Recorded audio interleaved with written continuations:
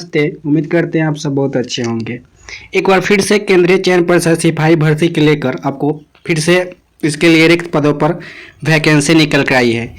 इस वैकेंसी में आपको समझेंगे सब कुछ इसमें डिटेल्स कि इसके लिए आपको क्या एलिजिबिलिटी क्राइटेरिया है, आपको किस प्रकार आपको आवेदन करना है, आपको किस डेट से आपको आवेदन शुरू होगी और इसमें कौन कौन से किस तरह आपको आवेदन करना है, इन सारे वीडियो में इस जानकारी हम कवर करेंगे। उससे पहले आपसे रिक्वेस्ट है कि वीडियो को अभी तक लाइक नहीं की है तो वीडियो को लाइक कर दें, क्योंकि आपका एक लाइक मुझे बहुत ज़्यादा मोटिवेट करता है और ऐसे ऐसे वीडियो बनाने के लिए बहुत ज़्यादा एनर्जी देता है।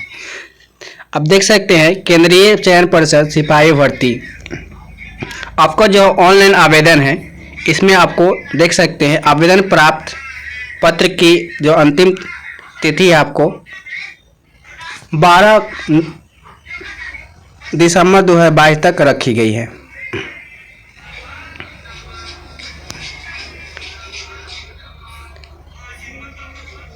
यहाँ आप देखेंगे आवेदन करने की जो भरने की प्रक्रिया है आपको 14 नवंबर से प्रारंभ होगी, इस बात का आप ध्यान रखें। यहाँ आप समझते हैं जो आप इसके लिए आपको योग्यता क्या होनी चाहिए।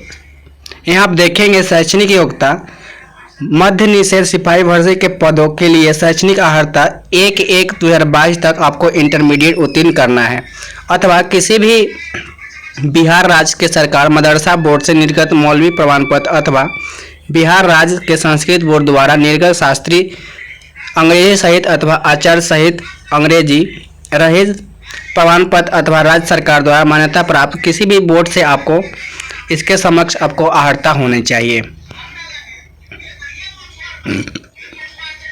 यहाँ आप देखेंगे अभ्यर्थियों की उम्र दिनांक 1/1/2022 को मैट्रिक अथवा समकक्ष प्रमाण पत्र के अनुसार आपको होना चाहिए, इस बात का भी ध्यान रखें। इसके लिए आपको समान वर्गों अनारक्षित वर्गों के पुरुष एवं महिलाओं के न्यूनतम आयु जो आपको 18 वर्ष होनी चाहिए और अधिकतम आपको 25 वर्ष होनी चाहिए।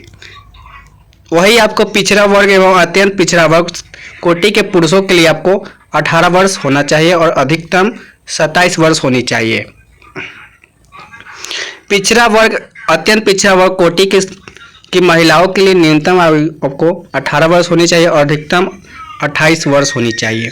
अनुसूचित जाति अनुसूचित जनजाति कोटि के पुरुषों एवं महिलाओं के तथा थर्ड जेंडर अभ्यर्थियों के लिए न्यूनतम आयु आपको 18 वर्ष होनी चाहिए और अधिकतम आयु आपको 30 वर्ष होनी चाहिए।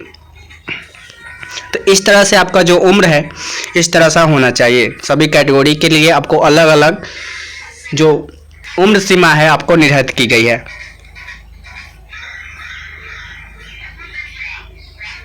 यहाँ आप देखेंगे अभ्यर्थी के शारीरिक मापदंड है, आपको सभी के लिए आपको अलग अलग अंक दे होंगे, परंतु विहित अर्हता पूरी नहीं करने वाले अभ्यर्थियों को असफल घोषित किया जाएगा, इस बात का भी ध्यान रखें।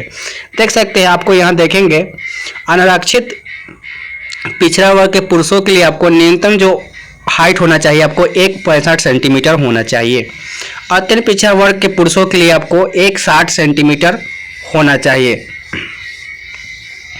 यहाँ आप देखेंगे अनुसूचित जाति अनुसूचित जनजाति पुरुषों के लिए आपको 1.60 सेंटीमीटर हाइट होनी चाहिए, इस बात का भी आप ध्यान रखें। सभी कोटि के महिलाओं के लिए आपको न्यूनतम जो हाइट है आपको 1.55 सेंटीमीटर होनी चाहिए। वही आप सीना की बात करें तो सीना में आपको केवल पुरुषों के लिए सीना को रखा जाता है, बिना फुलाई आपको 81 सेंटीमीटर होनी चाहिए। ये आपको जनरल कैटेगरी वाले, फुलाकर आपको 86 सेंटीमीटर होनी चाहिए।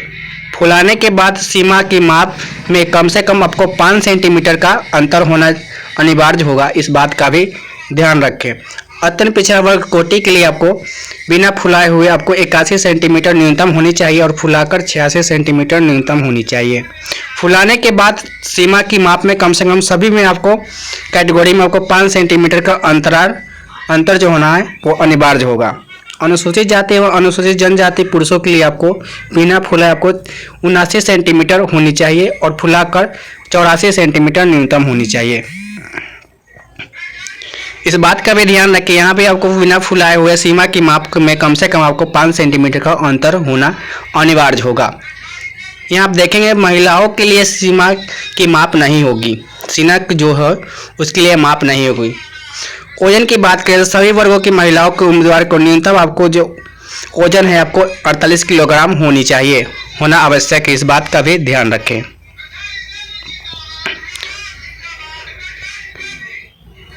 यहाँ आप देखेंगे इसकी नियुक्ति की जो प्रक्रिया आपको प्रथम चरण में लिखित परीक्षा लिया जाएगा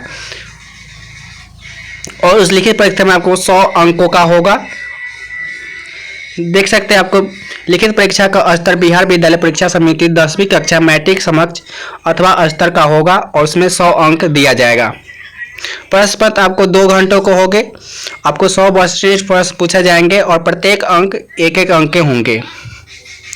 यहाँ आप देखेंगे जो एग्जाम होगा ओमर सीट पर होगी, इस बात का ही ध्यान रखें।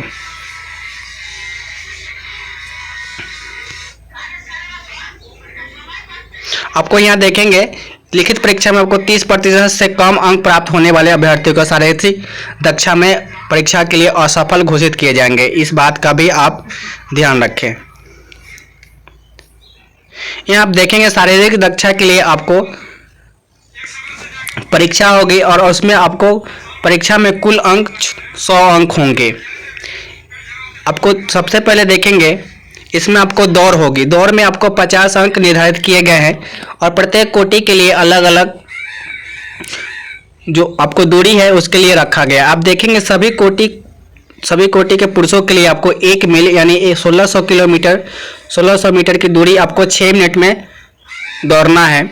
आपको 5 मिनट से कम में दौड़ जाते हैं तो आपको 50 अंक पूरे के पूरे मिल जाएंगे और 5 मिनट से 5 मिनट 20 सेकंड तक दौड़ते हैं तो आपको 40 मार्क मिले जाएंगे और 5 मिनट से अधिक में यानी 5 मिनट 40 सेकंड तक दौड़ते हैं तो आपको 30 अंक दिए जाएंगे और 5 मिनट 40 सेकंड से अधिक यानी 6 मिनट तक दौड़ते हैं, 6 मिनट का समय लेते हैं तो आपको 20 अंक दिए जाएंगे। तो इस तरह से आपको जितना कम समय में आप दौड़ को सफल कीजिएगा उतना ही आपको अधिक मार्क्स दिए जाएंगे।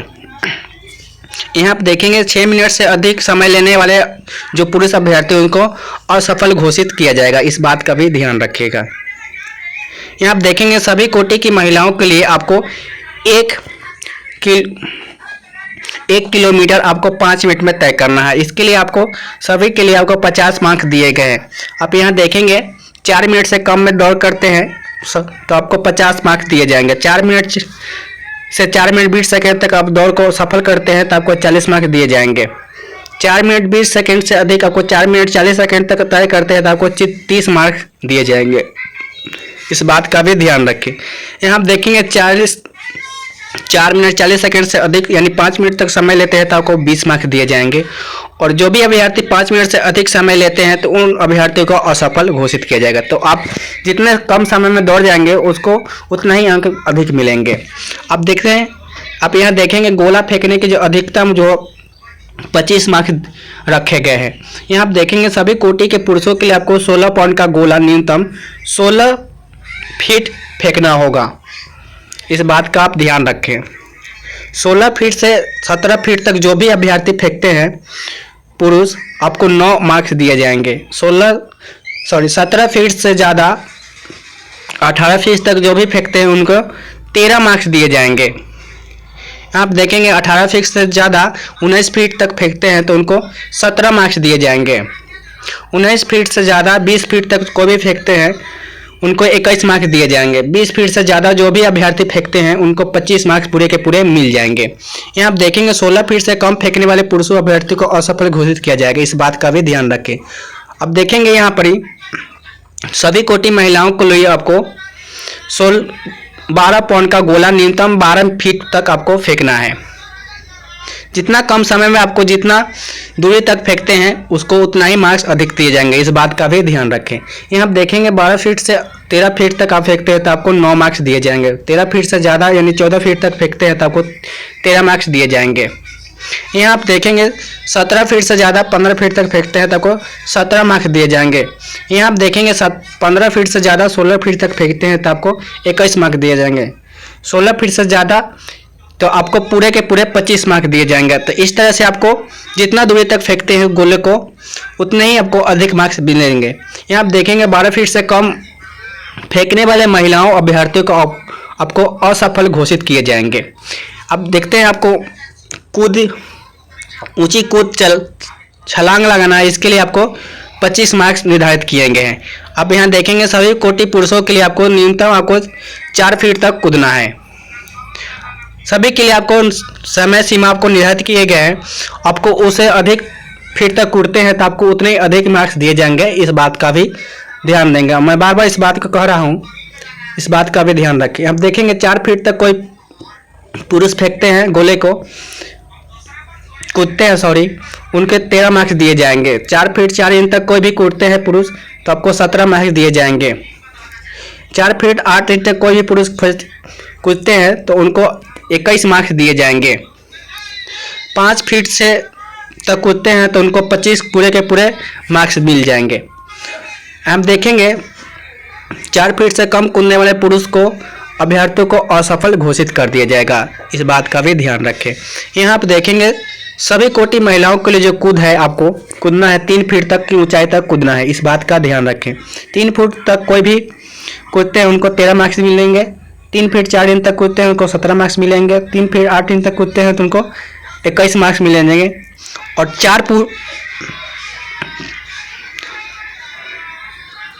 4 फीट तक कूदते हैं तो उनको पूरे के पूरे 25 मार्क्स दिए जाएंगे, इस बात का ध्यान रखें। तो जितना कम समय में आपको जितना फीट तक कूद सकते हैं आपको उतना ही अधिक मार्क्स मिलेंगे। यहाँ आप देखेंगे 3 फीट से कम कूदने वाले महिला अभ्यर्थियों को असफल घोषित कर दिया जाएगा, इस बात का भी ध्यान रखें।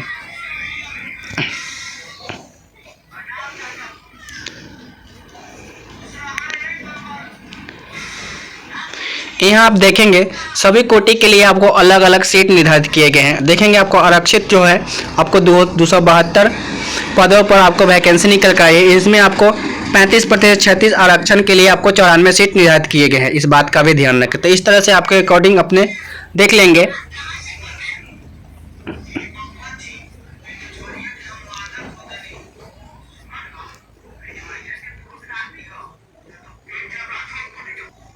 इसकी कटऑफ की बात करें तो सभी अभ्यर्थियों की जो आयु सीमा है, शैक्षणिक योग्यता एवं अर्हता एवं अनुभव, बिहार सरकार के सरकारी सेवा होने का प्रमाण पत्र एवं भूतपूर्व सैनिकों की आयु की गणना आपको कटऑफ जो तिथि आपको 1 जनवरी 2022 की निर्धारित की जाती है, इस बात का भी ध्यान रखें। यहाँ आप देखेंगे ऑनलाइन जो प्रक्रिया है आपको 14 नवंबर 2022 से शुरू कर रही है, इस बात का ध्यान रखें। 14 नवंबर आप यानी कल से आपको जो इसके लिए आवेदन है शुरू की जाएगी।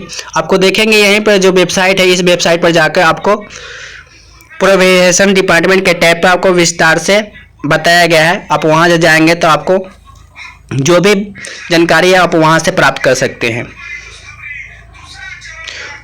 इसके लिए आपको जो फी है, आपको फी के रिगार्डिंग इसमें बात करें, देखेंगे आपको बिहार राज्य के मूल निवासी अंतर पिछड़ा वर्ग, शारीरिक आर्थिक रूप से कमजोर वर्ग एवं अनारक्षित वर्ग पुरुषों अभ्यर्थियों एवं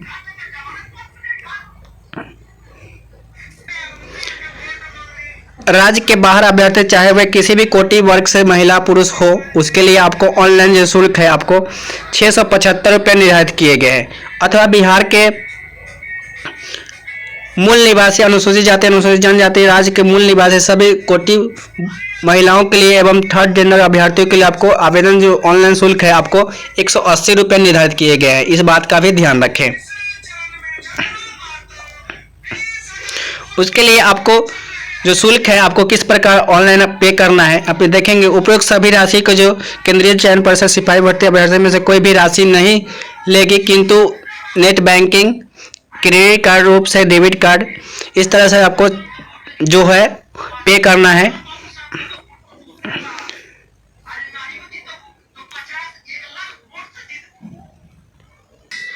यहाँ आप देखेंगे फोटो और सिग्नेचर समझ लेते हैं।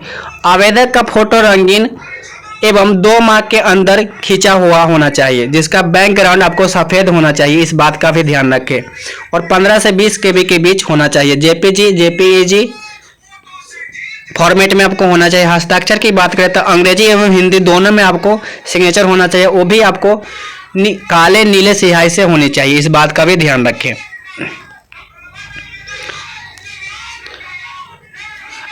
ऐसे में फोटो और सिग्नेचर को स्कैन करके आपको अपलोड करना है, इस बात का भी ध्यान रखना है।